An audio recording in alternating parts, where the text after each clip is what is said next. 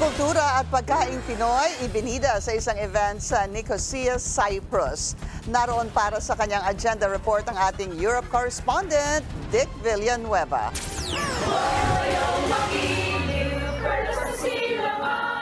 Proud moment sa Filipino community sa Cyprus ang maimbitahang makapagtanghal sa country presentation and social gathering sa Nicosia Municipal Garden.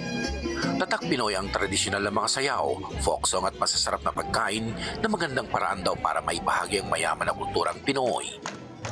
Bahagi ang proyekto ng Unity in Diversity na suportado ng Mission Solidarity at European Network of Filipino Diaspora Cyprus. Suportado rin ito ng konsulado sa pangunguna ni Honorary Consul Charmaine Garcia Laconico na dating member ng Bayanihan Dance Group. Nagpasampol pa siya ng tinikling na naging daan para sa mga dumalo na makisayaw rin. This event was organized by a non-profit organization. Actually, it's a Cypriot non-profit organization that their initiative is to make other cultures accept each other, to accept diversity.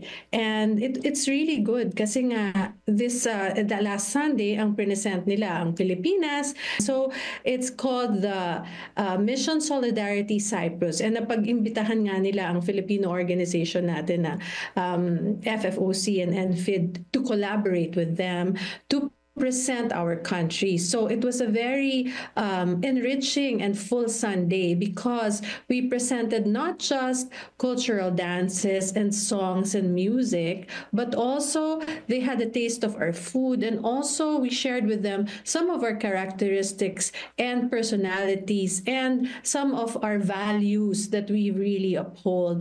Ayon sa organizer na si Esther, maganda ang pagtanggap ng mga lokal sa ating kultura.